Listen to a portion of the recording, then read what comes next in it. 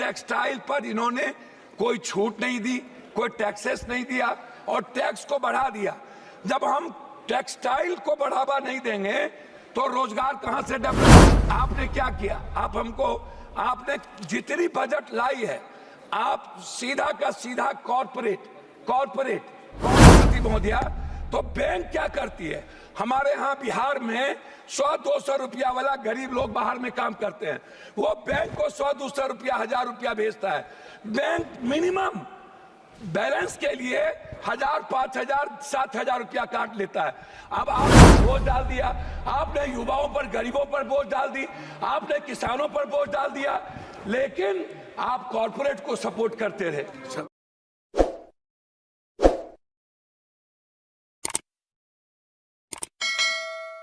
जी, मैं शुरू करूंगा। प्रधानमंत्री जी का 2 महीना मात्र बचा है जन्मदिन को, और उन्होंने सबसे पहले विश्वकर्मा योजना, एक उनकी जो बहुत बड़ी आम आदमी, मोची, निषाद, मल्लाह, ऐसे वर्गों के लिए यह योजना लाई गई। हम शुरू करेंगे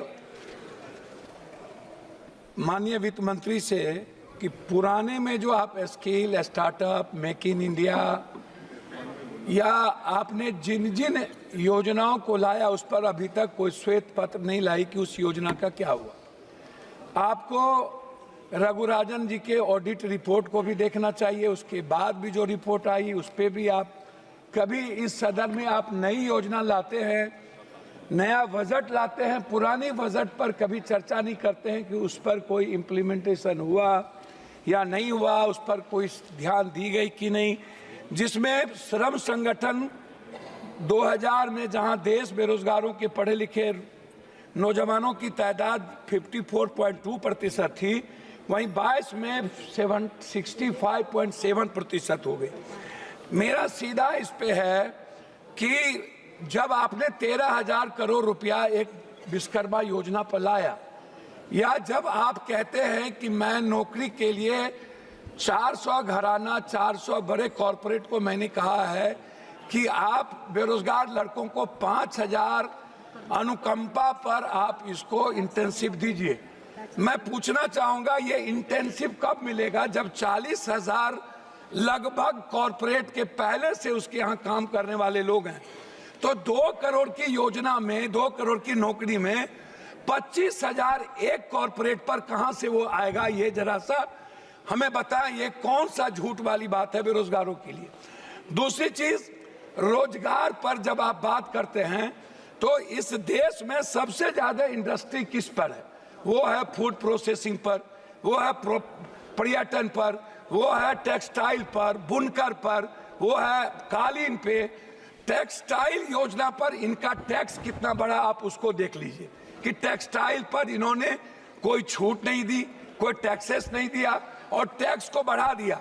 जब हम टेक्सटाइल को बढ़ावा नहीं देंगे तो रोजगार कहां से डेवलप होगा?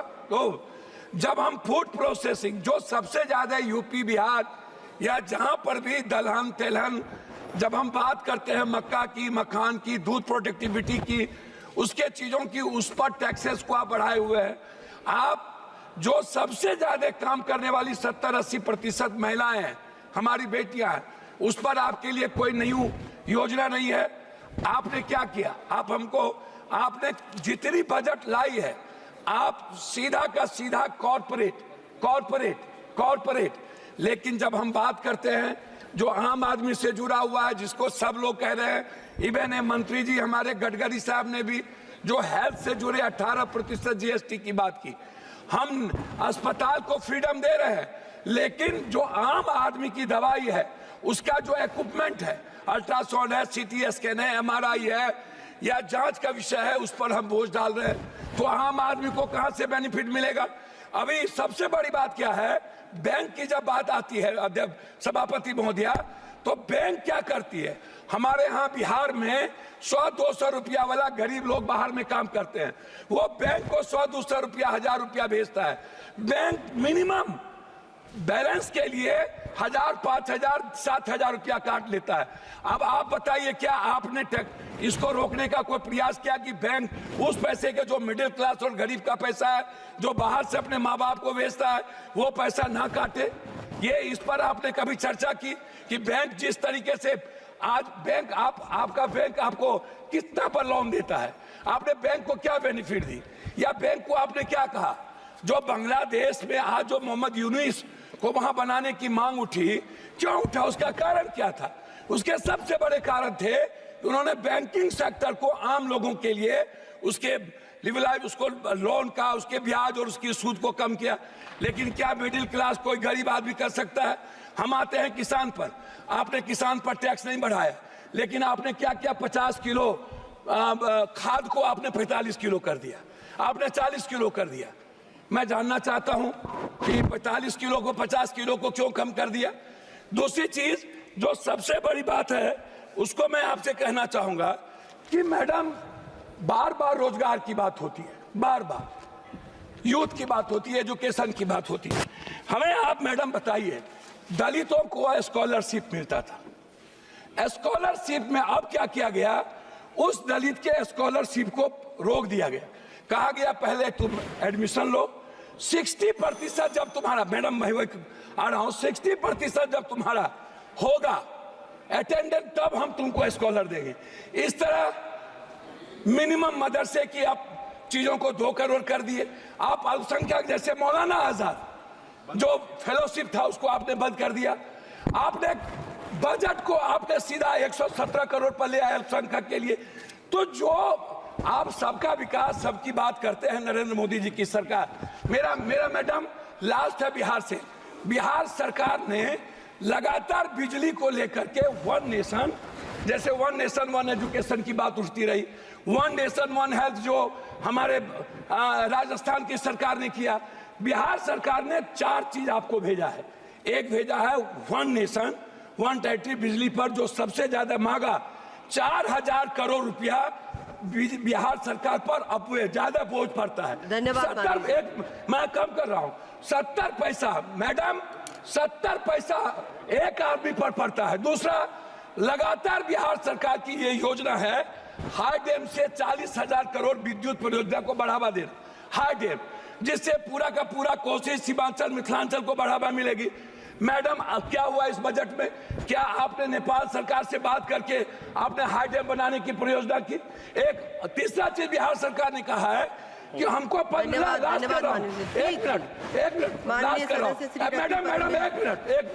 बिहार सरकार ने कहा है कि हमको उद्योग को बढ़ावा देने के लिए हमको 15 साल आप जीएसटी माफ कर दीजिए, ताकि हम अपने डेवलप करें। आपका हमको नहीं चाहिए। चाहे डालमिया नगर, हमको आईएम की बात हमने किया पूर्णिया में, हमने आईटी की बात किया पूर्णिया में, हमने बात की मक्का और मखान पर फैक्ट्री की, आपने वो नहीं किया।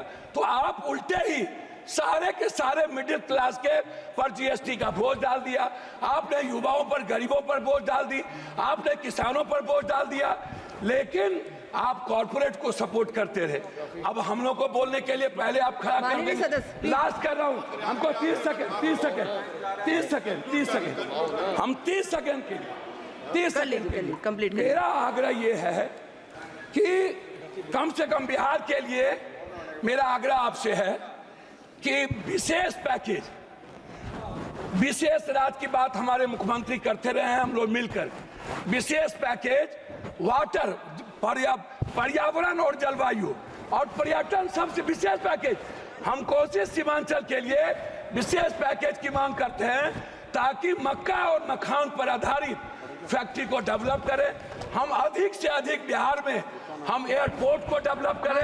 इसके लिए आपकी कोई योजना नहीं है। बहुत बहुत धन्यवाद मैडम, बार बार